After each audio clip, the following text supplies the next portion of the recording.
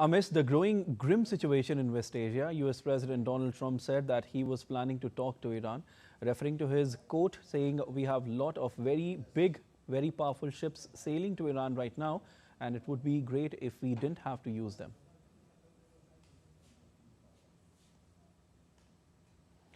Reiterating Trump's warning to intervene if Iran continued to kill protesters, U.S. Defense Secretary Pete Hegseth said that the U.S. military will be prepared to carry out whatever President Donald Trump decides on Iran to ensure Tehran does not pursue nuclear weapons capability.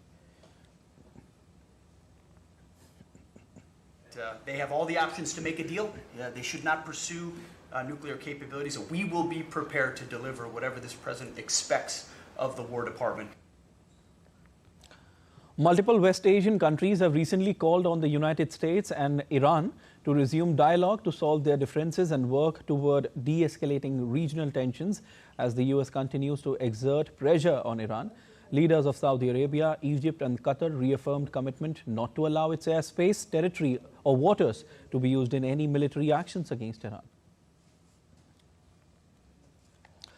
Meanwhile, European Union on Thursday designated Iran's Islamic Revolutionary Guard Corps a terrorist group amid protests crackdown, putting the powerful guards in a category similar to that of Islamic State and Al-Qaeda. EU Foreign Policy Chief Kaja Kallas wrote on social media platform X, and I quote, "Repression cannot go unanswered. Any regime that kills thousands of its own people is working toward its own demise."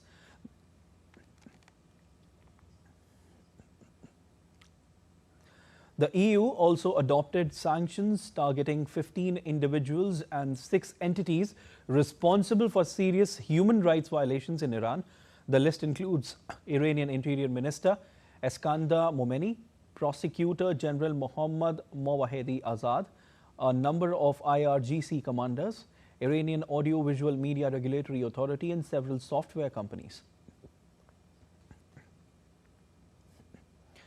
Iran's Foreign Minister Abbas Araghchi criticized the EU minister's decision.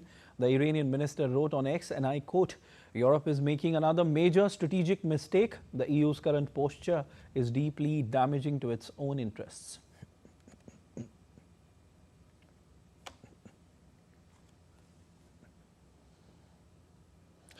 Well, to talk more on this, I've been joined by Ambassador S.R. Tayal, former senior diplomat, who is joining us on DD India News Hour. Sir, a very warm welcome to DD India News Hour. It all started with protests by the people over economic malaise and soon swelled into an anti-government movement, as we all know this. As per some reports, around 5,000 to 6,000 people have lost their lives, and relatives of the victims there, according to some reports again, say that their lives will not be forgotten in silence. How do you assess the situation in Iran right now? We'll talk about what is the situation between Iran and the United States a little later, but how do you assess the situation which is there within the country? Within Iran, as far as all the reports are concerned, as we know, there is no foreign correspondent allowed in Iran. And earlier there was an internet ban also. So not much information is coming out. But whatever is coming out, that is, protests seem to have now died out.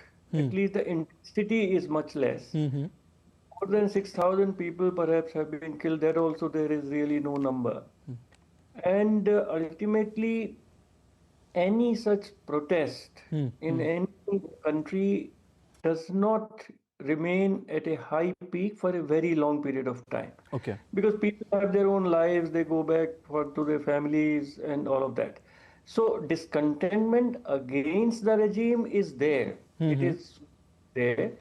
But I would say that perhaps the law and order problem and that kind of demonstrations which we saw on the streets, they have been suppressed for the time being.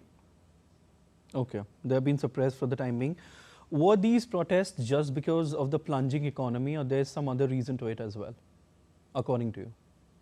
It is a collection of grievances. There is economy is poor over a long period of time. The youngsters are not getting jobs. Their aspirations are different. The Islamic Revolution happened in 1989, so now lots of things have changed since then. and new generation has different aspirations, whereas the old guard, the mullahs, etc., they are holding on to power.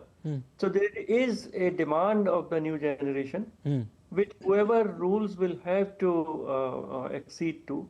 But the state has very strong powers of enforcement of law and order. There is Basij, which is the domestic force. Then, of course, Islamic Revolutionary Guards are there. So all the systems of organs of power are with the state, and we have not seen, at least in the outside world, any serious crack in the highest echelons of power in Iran, whether among the clergy or among the politicians who are manning the National Assembly, etc. So that way, I would say that the regime is stable for the time being. Okay, the regime is stable for the time being, but the protest which happened, the protesters are certainly eyeing the regime change, isn't it? They are eyeing the regime change, but they can only express their views because elections are held there, but all the candidates are approved by a committee of clergymen. You're right. So it is not a real election. The parties are not allowed to operate. It is a guided election. Very limited democracy is there. So there is a dissonance. There is a gulf between the people, their aspirations, their hopes, how they look at the future, and the leadership, which is perhaps still living in the past. Okay, now, sir, let's talk about what is happening between US and Iran. Tensions are building between Iran and the United States. Donald Trump warned that this week that time is running out for Iran to return to talks to reach a new deal, in fact, on its nuclear program. Is it just nuclear deal, or are there some other demands by the United States as well, or is it's just restricted to the nuclear talks? One thing is clear that President Donald Trump will decide if and when to take any action against Iran, and he's not constrained by any of his allies or in Congress or international opinion. And as far as the policy towards Iran is concerned, Israel and United States work closely together, and perhaps also EU. Now, today the statement which has come from President Donald Trump is that he has put two conditions to avoid for Iran to be attacked. Yeah. That no move towards nuclear weapons. Right. And to stop killing protesters. Right. Now, the killing of protesters apparently has already stopped because the movement lost steam, or whatever the reason, at least in public domain. Internationally, those complaints are not coming. So do you think the killing of protesters were stopped just because of the fear of the United States? I would think definitely it had an effect. Okay. Because there was a news item that one or two people will be hanged at that time, about a week, 10 days back. And when President Trump issued this warning, then the clergy and the judges said, no, we never wanted him to be hanged. And so, see, Iran has realized after last June's attack that their forces are absolutely incapable of preventing another attack by United States. The way United States attacked Venezuela, they can cripple the entire defensive system of any country, including Iran. So they are not fools. Everybody realizes that what are its limitations. Yeah. President Trump is unstoppable. He is unconventional, and he can do whatever has not been done before. But what will it be that easy for Trump this time? Because Iran has said that we are also ready. I mean, when they say they are ready, they must be having something in their kitty.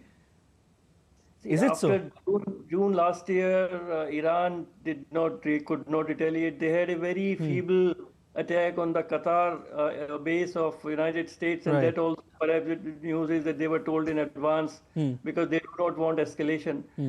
Now, the point is that, so if we say that, okay, now the killings have stopped. So one part of President Trump's demands has already been met or it has happened. But the wider agenda is the nuclear talks. Nuclear, and Wider there are no agenda is the negotiations nuclear going talks. on. But there are no negotiations going on. So Exactly. somewhere negotiations have to commence. Now the Iranian foreign minister has said that we are ready to talk. And he has said that we never want, well, they have always been saying it, that we never wanted nuclear weapons, but we have the right to pursue peaceful uses of nuclear energy. But So there is enrichment of room for 60%, negotiation. but enrichment of 60% of uranium, uh, it is something that no nation perhaps has done, because when the JCPOA happened in 2015, the capping was done for about 3.67% enrichment of the uranium, and it's 60% now. And when it comes to 90%, you are capable of making a nuclear weapon. So these are the talks all about. And let me just correct my statement once again, that the wider agenda is nuclear talks and the ballistic missiles of Iran as well. Correct. The wider agenda certainly is Iran's nuclear program, which has always been very ambiguous and very duplicitous. But after June, President Trump had said that the Iranian nuclear program has been obliterated. That Yeah. was the word. So Yeah. obviously, that has not happened. And the intelligence reports perhaps are that still there are facilities and work on Iranian nuclear program is going on. But these are all points for negotiations. As our Prime Minister says, ultimately diplomacy and dialogue has to prevail. Yeah. So, let us see how it goes. Can But, IAEA do something here, the nuclear watchdog? they can come in if there are negotiations. Then Okay. certain conditions can be placed on the Iranian nuclear program where full access would be provided to IAEA inspectors. So they will certainly have a role if there is an agreement between Iran and the United States. Because JCPOA is now out. These will be direct negotiations between Iran and the United States. So if those negotiations start at any level, then I would say that that the danger of an immediate attack on Iran will be receded. But the Abraham Lincoln, that Armada, President Trump said, beautiful armada, that is sailing, that will reach close to Iran. So for any attack, America will not need the airspace of the neighbors of Iran. So it's high stakes maneuver. But if it is to force Iran to the negotiating table, then perhaps the immediate danger of war or any attack on Iran Right. would be averted. Definitely. We'll have to wait and see what will happen next. But as of now, thank you so much, sir. We leave it there. Thank you so much for joining in on DD India News. Thank you.